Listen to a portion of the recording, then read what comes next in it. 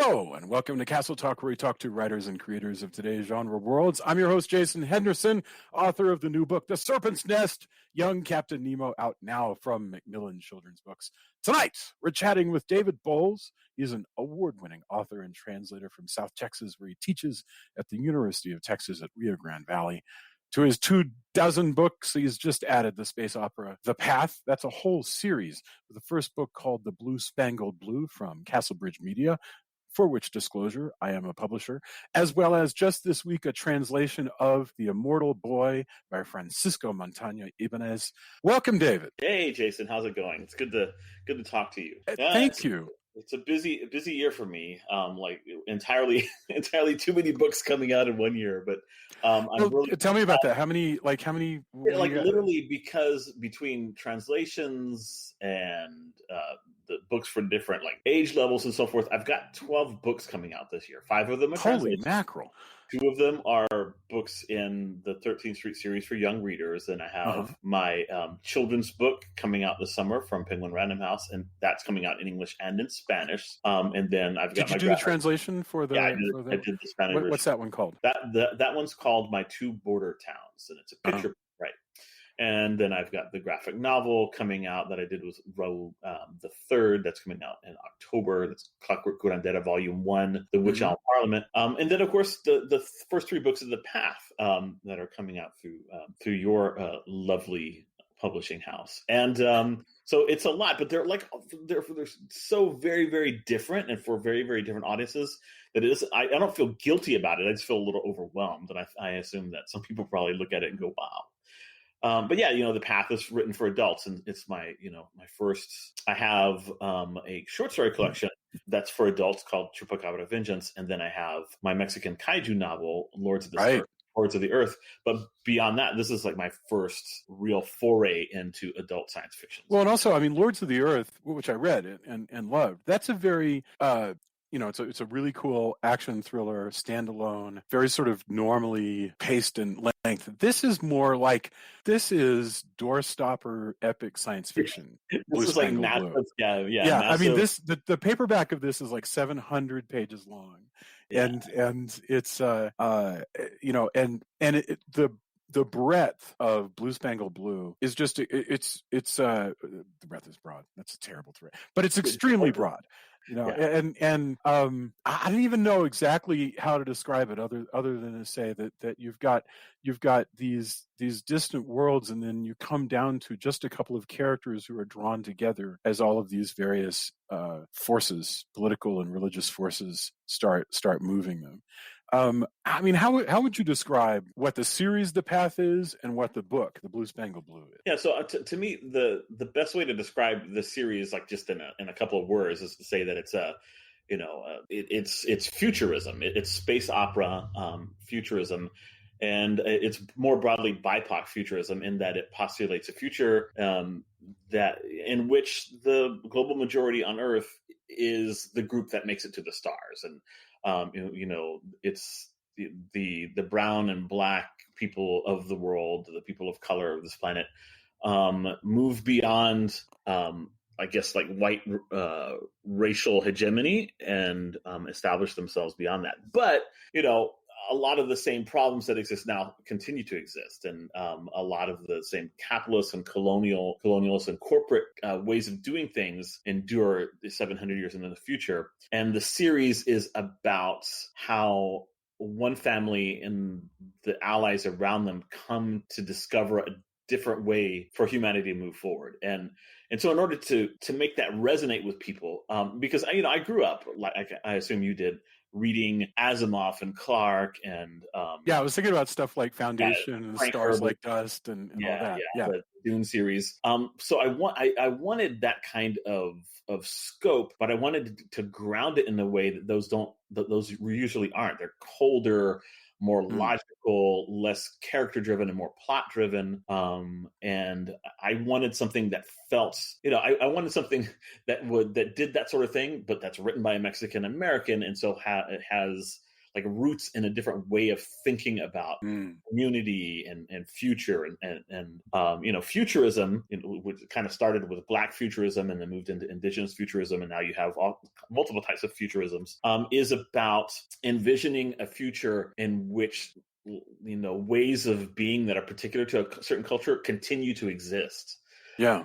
I like a good friend of mine, Yasnaya Aguilar, who is she's an indigenous scholar and linguist from Mexico. She speaks Spanish and English and Miche, which is an indigenous language. Her people are the Ayuj that live in the mountains of Oaxaca.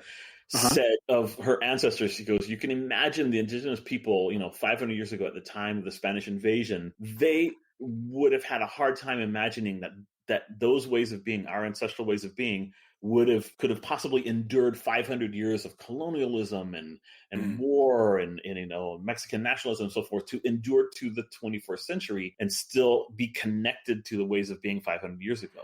And so that's the idea. If I can project into the future and envision like the people of my culture and cultures like mine still existing and thriving and finding new ways forward that connect to their ancestral past, that's really cool. Because what typically happened, things are changing in the past 4 decades or so, but what typically happened was the future being postulated was white and corporate and capitalist. Right.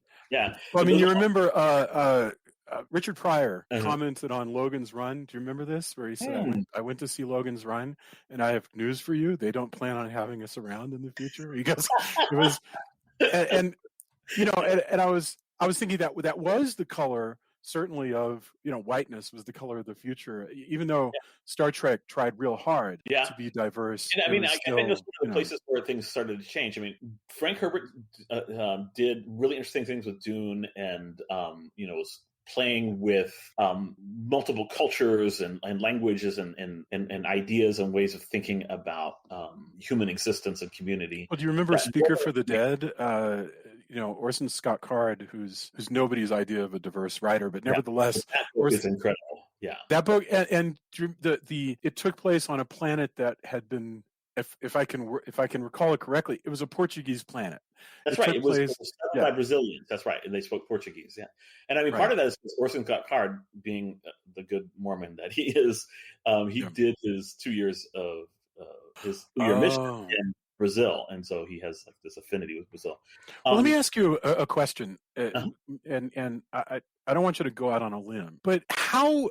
I know it's important to you as a Mexican writer to try to represent your own voice and to represent, but so Orson Scott Card wrote that book. Do you think we would reject that now, or do you think we would go, look, as long as Orson Scott Card did his research and he's trying real hard? I'm trying to figure out how that would fit today. Yeah. I think that's a good question. If we set aside Orson Scott Card's political activism of the past decade and a half, and just he was the Orson Scott Card of the time of the Speaker of the Dead, who was really open-minded, whatever. I think that there's an argument to be made for even if you're a white writer and you're writing about the future, you want to write about a future in which there are people of color. You don't want to write a future that's just white. And in that book, the main character is still, Andrew Wiggins, still Ender. And, that's true. And he's an Anglo, yeah. And he's an Anglo. But there's a richness and diversity of culture on that planet. And Orson, OSC spent a lot of time in Brazil and continued learning Portuguese afterwards, and continued a love of all things Brazilian. And so I think there's an argument to be had, again, setting aside the actual details we know about the man, for that being acceptable, because you do the work that has to be done to be able to write that. And I think that frankly is the job that we all need to be doing, is trying to understand one another and being close to one another.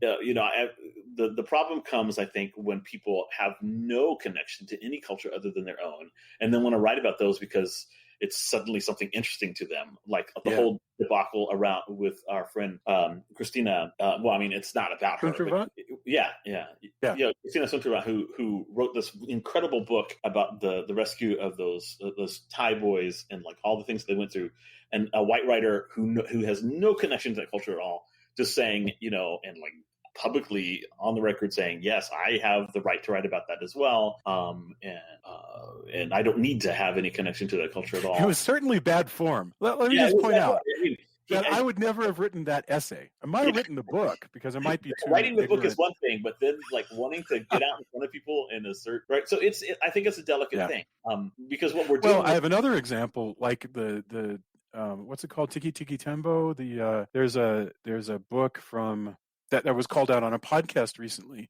white writer about.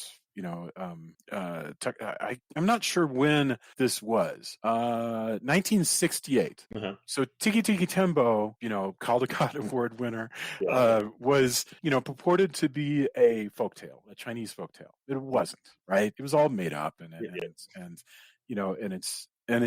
was just found, it's probably, I'm sure that white readers found it to be harmless, and a lot of Asian readers found it to be offensive. And I'm glad that we've reached that point. Go ahead. I was going to say, and the bigger problem with that sort of thing, of course, is were Asian American writers proportionately represented in the publishing world? Right. For some like random white dude to like make up, they would be like, oh, whatever, you're a weirdo, no one's going to buy your damn book. Right. The problem, of course, is when you're taking up space that has been taken away from people, when there's not what you've heard me talk about this many times, when there's not literary dignity for a group of people, like Latinx people, like out of the 3,700 books that are published for kids every year, less than 6% of them have Latinx protagonists, and less than 3% of those are written by Latinx authors. So when you have that kind of situation, you do have to ask the question of a white writer writing a Latinx protagonist, why? Why are you doing this? If there may be a really good reason, and there may be a lot of work that's gone into it, and but that is still a question that has to be asked, and the person shouldn't feel uncomfortable with the question. The person should be prepared for the question because it's a reasonable question. Latinx people have been excluded from publishing for the better part of 100 years. Mm-hmm. Barely are we beginning to have, some decent representation. Explain yourself, and especially if you're getting published with a big publishing firm, and they're giving you $100,000 advance, or $500,000, or $1 million, or whatever it is, which does happen. You need to explain why you think that you should siphon those resources off for to pay you for the story of somebody else. And so when I think about the path in this context, obviously, there are multiple characters, and as the series progresses, there are increasingly more of what we would consider like Latinx or indigenous characters who are a little more connected with my identity. But the main characters in the first book, the couple, they're not Latinx. They're something entirely different. Brando D'Angelo he's from Italy.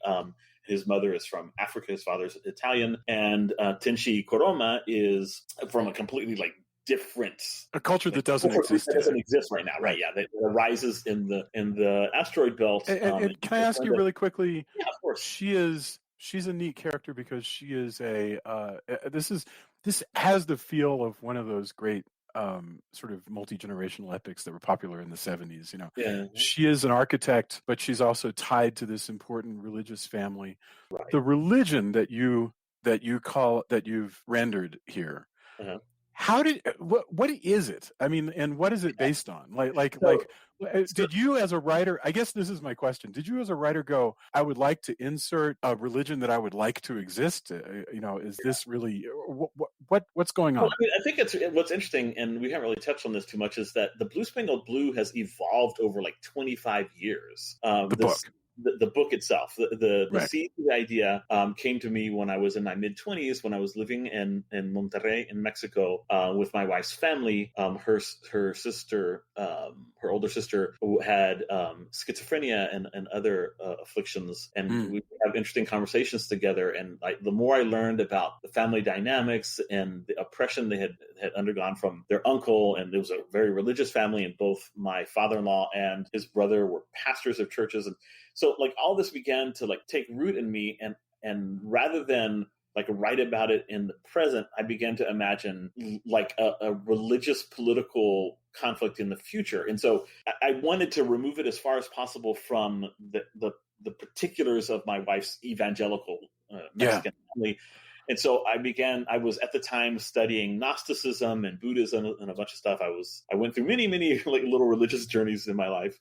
And I began to see commonalities across Kabbalah and Gnosticism, Zen Buddhism and stuff like that. And I began to kind of like imagine a religion that kind of like the stuff that you see in Dune that Frank Herbert did, that kind of blends elements of these things. And at first, it was a lot more Gnostic than it eventually evolved into. And originally, it was called Neo-Gnosticism, and there are still characters that like derisively refer to it that way, Neo-Gnosticism. Yeah. But it's called the Path, and it is this. It ultimately became a religion that reflects like my actual thoughts about spirituality, if we can call it that. And so there are lots of elements of Mesoamerican thought and like Chicano philosophy, ideas of Gloria Anzaldúa. All these things are kind of like folded in, and when something evolves over time, you get like this density. That just for the casual reader, it feels like a fully fleshed out kind of thing. And there's even like an appendix at the back that like talks more in depth about. No, it's crazy. I love that. But I thought it was important because this religion is going to be like the linchpin, not so much the particulars of the religion as Brando, who becomes a convert to the religion in the first book, not the particulars that he discovers, but kind of as like an idea or as like a template for a way of thinking about the evolution of humanity as a group, as a species. And so there are like echoes of the idea that it's so interesting. People are not born with souls. They have to create souls for themselves. And it's like, if humanity is going to survive, it can't just let it happen randomly. It has to take the reins of its future in its own hands and like break the systems that exist, to smash it apart the way Brando has to smash his own self apart to begin to build something that is worthy of surviving his life, to be a soul, to be something eternal. And that, that notion that we're not just born with something beautiful and transcendent that we just have to keep pure, but that we have to work to create something beautiful and transcendent. That's like the philosophical like underpinning of the whole series. Individuals are having to discover that along the way, and then like more broadly, humanity is having to discover that it's not enough to just be human. Like you have to strive to be something more than just what you were born with. And we can't just accept things because that's the way they've always been done. We have to find better ways of doing it. And it's a painful transition. And so, I mean, and that's why like originally the series was called the D'Angelo Chronicles, because it does focus on the family that Brando and Tenshi form, a very unusual family, as people will discover in the second and third book. Yeah. The cliffhanger is the wrong word. Similarly gigantic books, by the way. Just I'm saying this for my publisher's sake. They're really funny. They're going to be 3 700-page, but I think the last book is going to be shorter. But the first 3 are massive books, because it's I don't want to be like George R. Martin or anything like that, but to get all the pieces on the board in the places they need to be for the thing to happen in book 4 that needs to happen it's complicated, and so you have to do a lot of world building and getting people to know different characters and getting it all set up. And so that, because I want to tell like deeply personal stories that are also like universal. To me, that's really important. I mean, I've so many questions, but one of them is, the funny thing is you've developed that whole philosophy that these characters have, and yet at the same time, you've also got all this great technology and all of this like good old fashioned sort of like Paul Verhoeven style, just hardcore high tech ultra violence going on sometimes, in gang warfare. So it's really quite rich, right? This isn't Jonathan Livingston Seagull. It's not just people talking about philosophy. Oh yeah, sometimes it is. It's jarringly violent at times. Yes, there are. I remember when I was first, because a lot of the more violent scenes were in like many years ago when I was a very different kind of person. But one of the things that I did every time I was about to write a battle scene, I would go and read a scene from the Iliad. Oh, really? because the way, so there are things like which translation translation did you prefer? I was using the Fagles translation. Okay, yeah, all right. Fagles is my favorite. And so there'll be, you'll read lines and it'll say something like, and like somebody will like be shot by a laser rifle and like fall dead, and then something like, and darkness slammed his eyes shut forever. And that shit is like Homer. It's just Homer lifted and like just put into the book. And, of course, because like people think about talk about hardcore or violence or whatever. Homer did it first. That's oh yeah. Yeah. Oh no, absolutely, I think about Homer. I think about violence as it's described in like the Popol Vuh or in other Mesoamerican texts, and like ancient writers, like who are writing about war and about being warriors. They understood violence in a way that's much more intense than the world we live in now. But the point of the violence is something happens midway through the book that makes Brando follow a different way along the path. So there's a single path that all of these pathwalkers believe in, but they believe everybody has a different way along the path, and that way is like your own form of expressing your incipient soul in the world. And he finds a way that is driven by like a desire for revenge, that's also a desire to set things right, to make the planet Jitsu that he's fallen in love with, the planet that his wife's family is from, into a place that its inhabitants deserve. And it's being bombarded by all these terrorist groups that are they're covers for this conspiracy, and he becomes part of that and transforms himself. And a lot of that was 25 to 30-year-old David and his revenge fantasies, and men get married and have children and have nightmares about that. Yeah, so also in the middle of this book is a big revenge fantasy story. Yeah, exactly. So it's John I love how he gets spoilers, but I love how he gets totally ripped. How you described that after, because he goes into his revenge insane fantasy. What he has to go through to become he becomes basically a monster. And so let me ask you a question. Yeah, of course. If you I know that you already have drafts of like the first three, but you haven't written the fourth one yet, right? Right. Although I'm deep into the planning of it. So is it possible? I'm asking this because I know that I've come to stuff where I've been like, it's been a couple of years since I did the last book in the series. Talk about the challenges of getting your brain back into the head of whoever the heck it was wrote the earlier books. I tell you what, I will be honest with you. I'm not even trying to. This is what I'm doing is I'm pretending that I've discovered manuscripts written by somebody else, and I have absolute right to do whatever I want with them. That person doesn't care, is given to me, and so I'm reading them like with a vicious eye and like ripping things out that are like, what? No, this is nonsense, and this is not pretending that it's not me, so that it doesn't hurt, and doing things to move the story forward. Now, the second book, frankly, in my mind, is like nearly, and I mean, my beta readers at the time that I wrote these books, a couple of decades ago, like agreed that the second book is superior to the first. And it's like, some people were like, this is like a perfectly plotted book. It's a book that happened over the course of 4 weeks. And it's like, boom, boom, boom, boom. There's like, I mean, it's a long book, but it's not like the Blue-Spangled Blue that spans a decade and a half and has all these, complexities or whatever. This is, the huge crisis happening on the world of Terego, and there's 4 weeks to solve the problem, or like everything goes to shit. And so, it's just, you have to move it. And that was a lot of fun writing that. And so I've been rewriting sections of it, and it needs less rewriting because it feels like the work of a much better writer than the person who wrote the earlier draft of the Blue-Spangled Blue. How funny. Because I had to I added 10 chapters of the Blue-Spangled Blue. I had to revamp like a lot of things. But what's changed in the second book is Brando's motivations for a lot of things. So the same thing's going to happen. I just have to tweak his motivations. And I'm also, one of the benefits is now I know what I want to have happen in book 4, whereas I didn't before.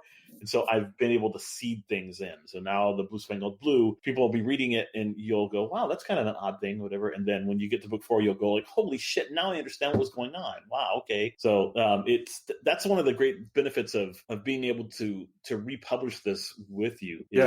to be able to do the series justice, because I was kind of just writing one book at a time and not really like not thinking about it the way I am now, which is trying to tell like this grand story, and I know exactly where it's going to end. I know all the major beats of book 4, and like I threw out my original plans for book 4 because they were like just nonsense, and so now I've got like a much clearer vision. I can't wait to. Well, let me ask. I mean, since these are big and sweeping, when you're planning a big book like that, do you still use? We both know Guadalupe Garcia McCall, and she has her her Save the Cat Excel document with all of its stuff.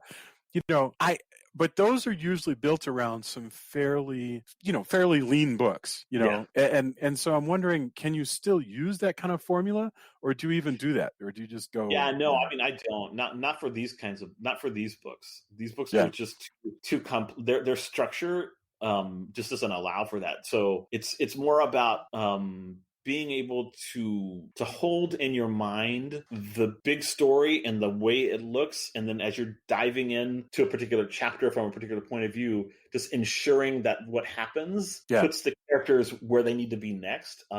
Yes. Yeah, and it's about like balancing plot and character, right?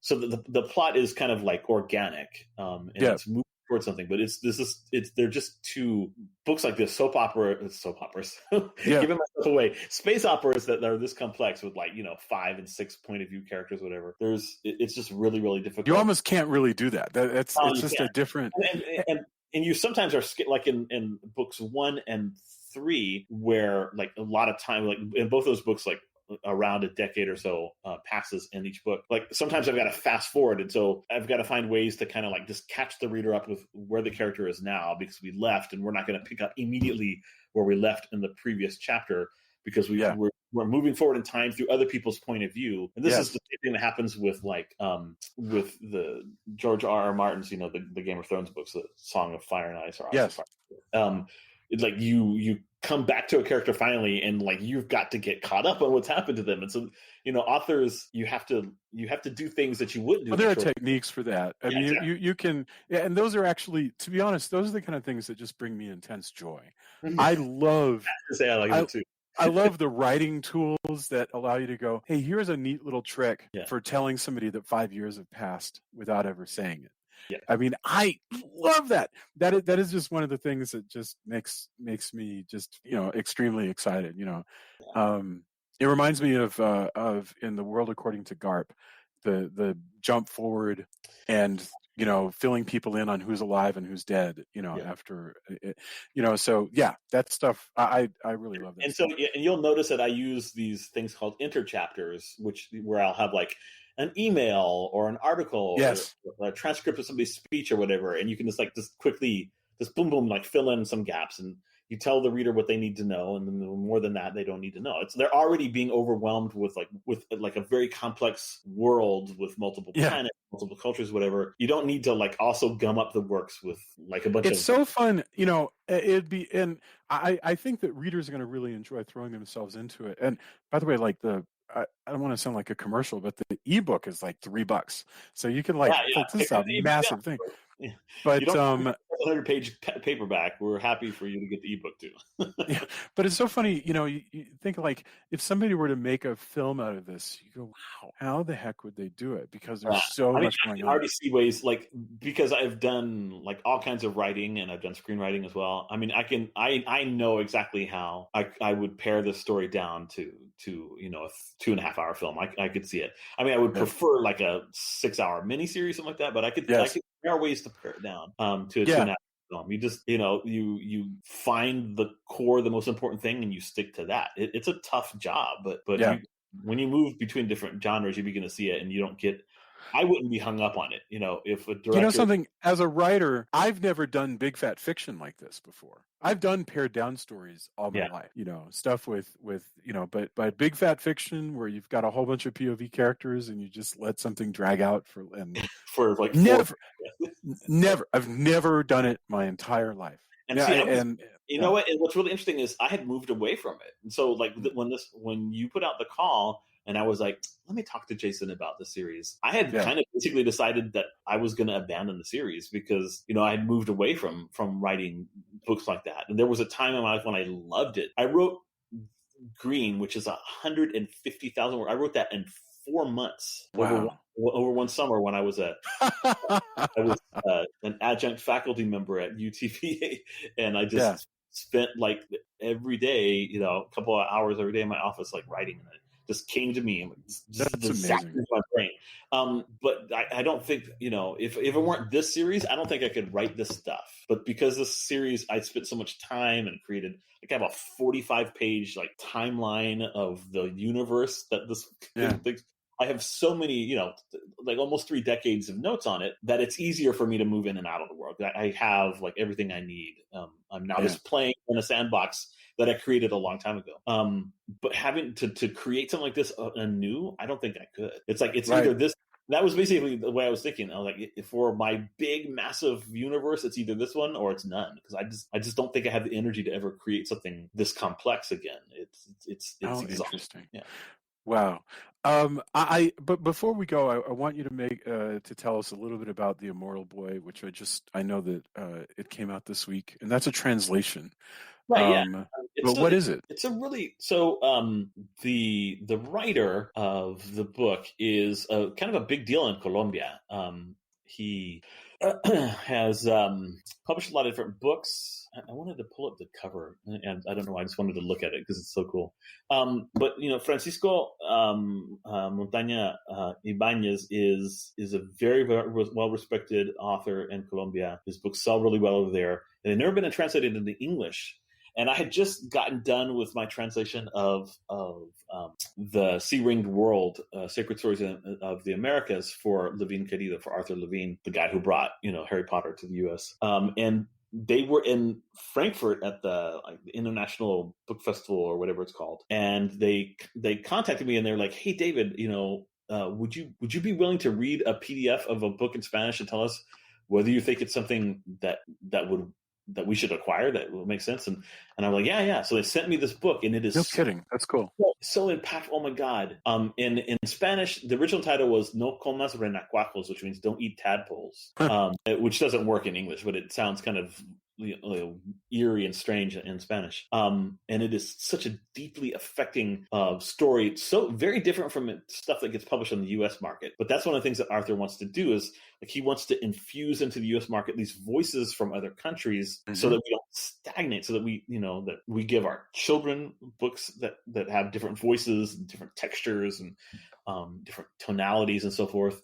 And also that publishing here in the United States is kind of reinvigorated by that. And so that, and also opens more doors for, writers from communities of color here. So, this book has 2 different storylines. One is in the third person, and it focuses on these 5 kids whose mother has died and whose father has left Bogota to go work somewhere and supposedly come back and bring them money.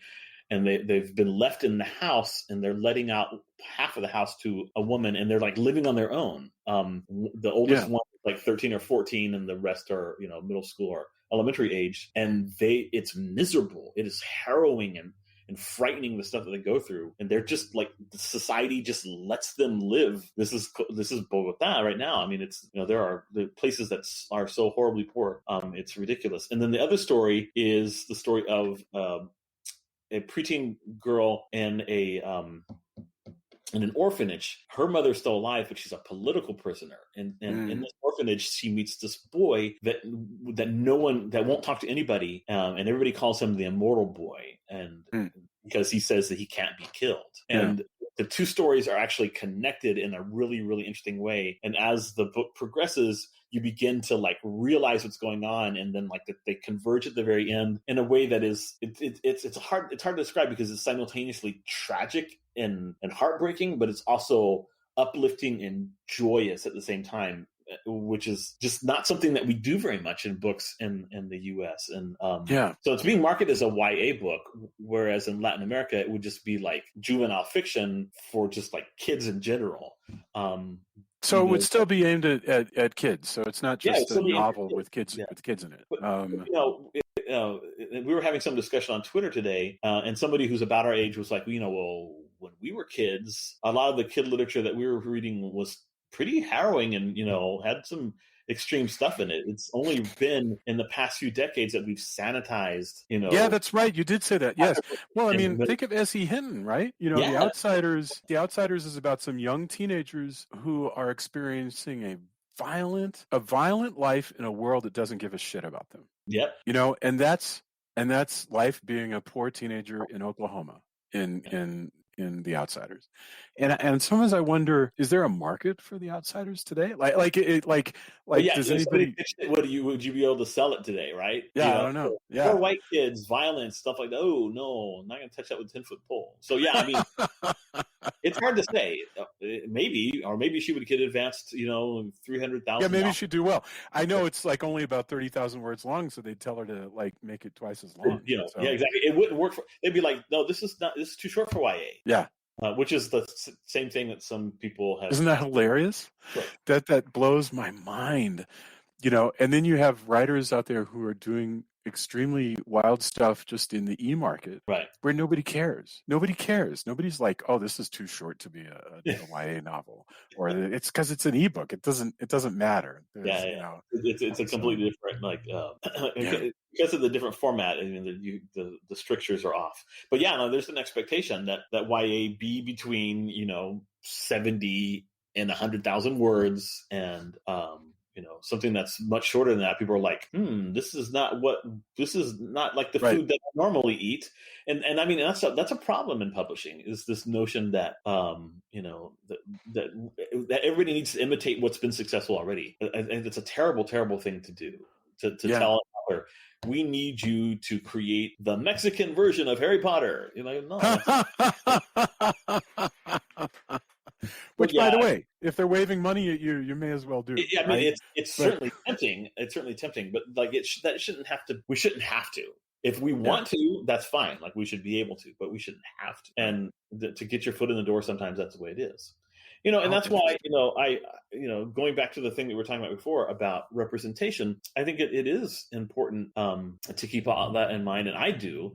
I think about the fact that Tenshi Koroma is, for all intents and purposes, she's a black woman, right? You see her, right. She is very dark skinned. Her ancestry is, Asian and African and indigenous, but she is just very clearly a black woman.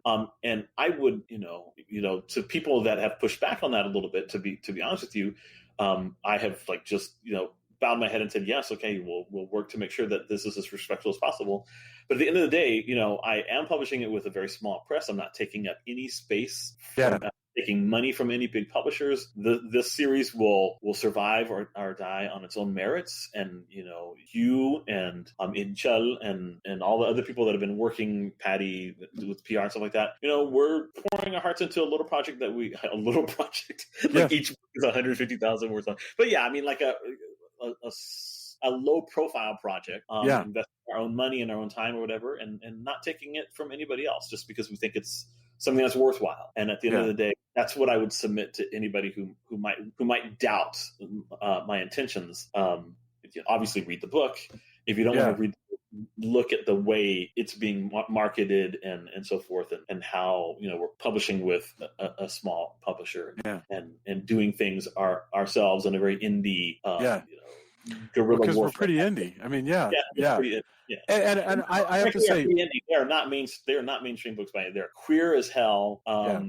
They're not a white character to be found. Well, not in this first book. There will be white characters in other books, but and we're taking advantage of this really cool thing about indies that you kind of hinted at when you were talking about ebooks, that you get away with more things. You don't have to follow the strictures of the market, because whatever, at the end of the day, if it doesn't do well, at least we will have the satisfaction of having put out something that we're proud of. I'm looking forward to having it done. And likewise, when book 2 comes out, we're going to have a talk again, and I think it's going to be you and also some other writers. And I've already got some people that I'm trying to line up, so it'll be good.